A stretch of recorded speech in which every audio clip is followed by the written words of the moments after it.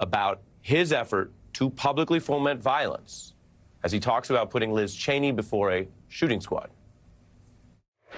Let's put her with a rifle standing there with 9 barrels shooting at her, okay? Liz Cheney is saying today, this is how dictators destroy free nations. They threaten those who speak against them with death. You know, when the guns are trained on her face. Representative Cheney is a true patriot who has shown extraordinary courage in putting country above party. But she's a stupid person. Trump is increasingly, however, someone who considers his political opponents the enemy, is permanently out for revenge, and is increasingly unstable and unhinged. Trump has made other statements that his fans have very famously responded to with violence. That includes the whole January 6th debacle and insurrection after he lost the last election. It's all around the election times we see this get the worst around him. There's a prosecutor tonight I can report that is already beginning a probe legally into whether Donald Trump has broken another law. He was convicted in New York of one. He has other trials. And these laws, you might remember when he's accused of breaking them, are usually around illicit efforts to hold, take, or steal power. This is an election law violation here about whether he is basically issuing a public death threat pursuant to his electoral goals, this going into this weekend in Arizona. So that's Trump's focus, while Harris is running on turning the page on exactly that kind of conduct and pitching freedom and a working class agenda. Now, as we turn to the election right now, I want to bring in our guests and tell you we have a political veteran who's actually confronted exactly this dark side of Trumpism, speaking out on it early, warning about this exact thing and why this shouldn't be normalized. And also, coming from a different perspective, we have an election law expert on not only the rules of the road, but a preview of how we, you, all of us, should be informed to understand the returns when they start coming in Tuesday night. So something of a public service, we think. That's why we brought on Bill Kristol, known to so many of our viewers, a former chief of staff in a Republican White House, a critic of Donald Trump, and Rick Hasen, NBC and MSNBC election law analyst, UCLA law professor, one of the foremost election experts in the country on those issues. Thanks to both of you. As I mentioned, we got kind of 2 reasons for you guys here and 2 different topics, but starting, Bill, with the violence. You've warned about this before. How seriously should everyone, citizens and the authorities, take this death threat? Well, they should take Trump's threats of violence seriously, both for the last few days of this election campaign and for the 10 weeks or 12 weeks, however long it is, 10 weeks, I guess, about, between Election Day and Inauguration Day. We saw what happened last time there. And as a real precursor, a real insight into how Trump would govern in a second term. The degree to which he will use violence, he will use extrajudicial violence, he will incite mobs, he will try to corrupt law enforcement to go not be law enforcement, but go along with some of these mobs, intimidate political opponents, intimidate the media. I think that, for me, is what's really striking. He tried to do some of that in his first term. There were guardrails. There were people who wouldn't go along with that at the Justice Department and the Defense Department. It limited him. None of that will be there, unfortunately, sadly, in the second term. So that's what we said last night is a real insight to what he will be doing as president if he were to win the presidency for the next 4 years.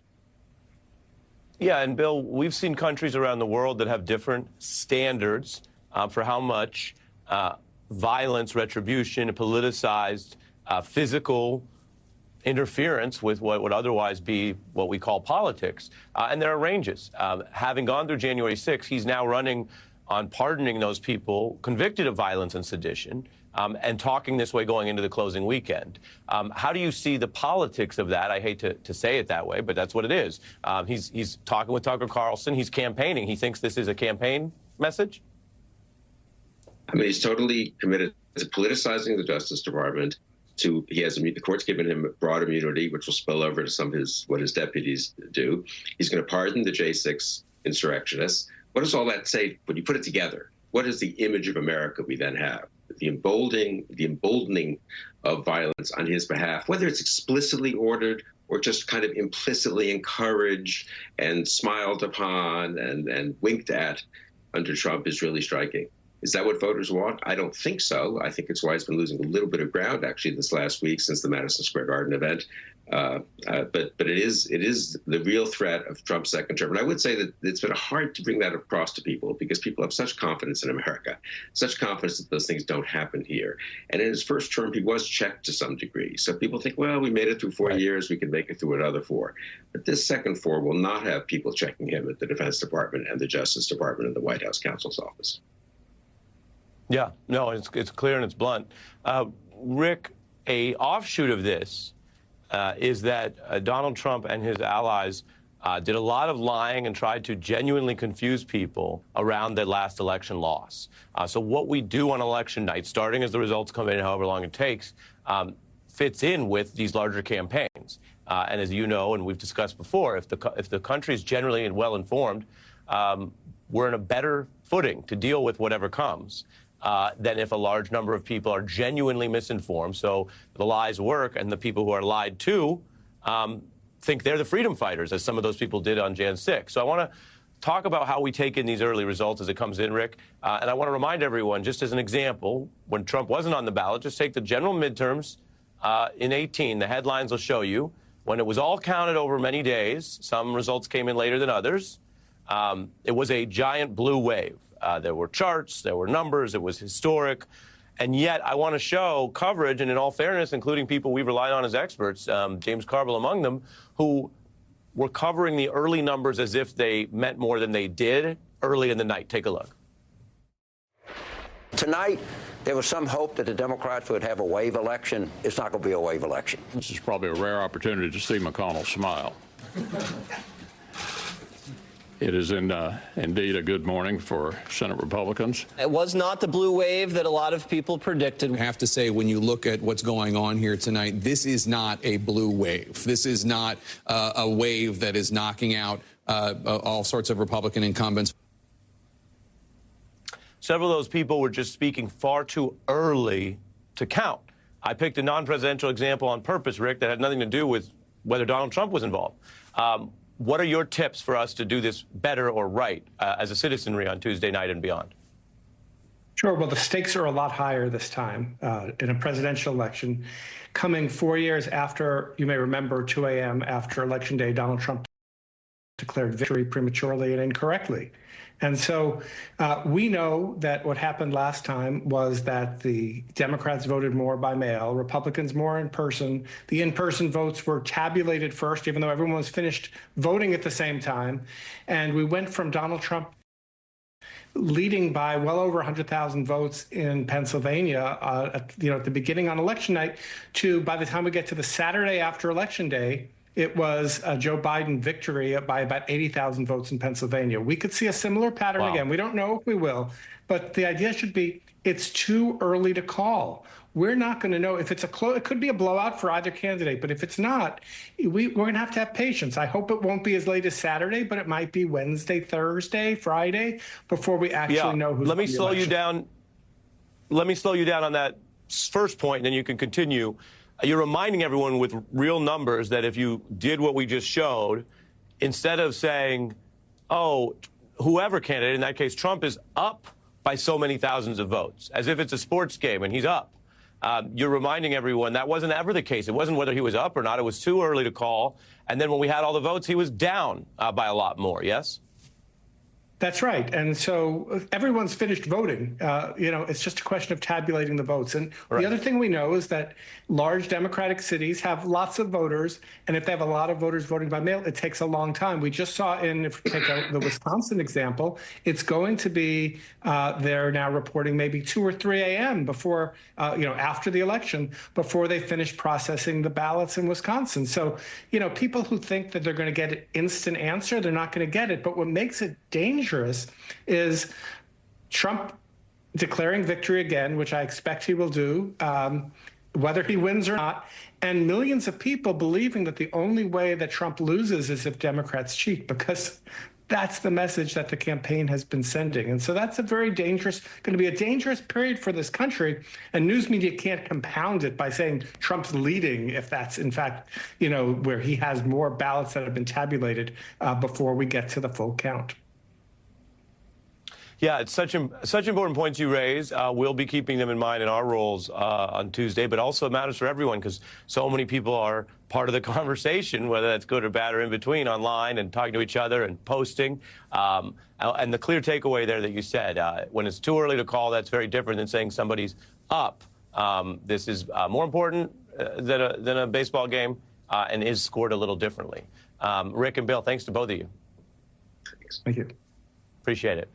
Tonight, it's a big way we're going into the weekend with Connie Chung here, so stay tuned for that. But I also have this video special report on the wild year we've been living through, some things that we put together that you won't see anywhere else tonight. And Michael Moore is here. We're back together in 90 seconds. If your car's out of warranty, your next breakdown could cost thousands, unless you have Endurance. They covered a $14,000 engine replacement. Just 2 claims saved us over $1,700. I've had 5 claims, and that is $3,500 that I've kept in my pocket. So, who's going to pay for your next car repair? You or Endurance? Call right now to get $300 off any plan. Call 1-833-440-3910 now. Where'd you get those shoes? The ones that take game night next level. That belong center stage.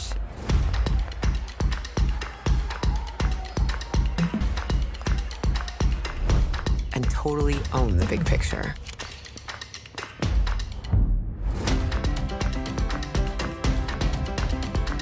A shoe for every you. At DSW. What's causing the rise in book banning? On my podcast, Velshi Banned Book Club, I speak with authors of banned books to try and find out. I think what they're really objecting to is that a young person has perceived the hypocrisy and corruption of the generation that has created their world. This book saved me in a lot of ways, and then I published it hoping to help people find a blueprint to heal. Season 2 of Velshi Banned Book Club. All episodes available now.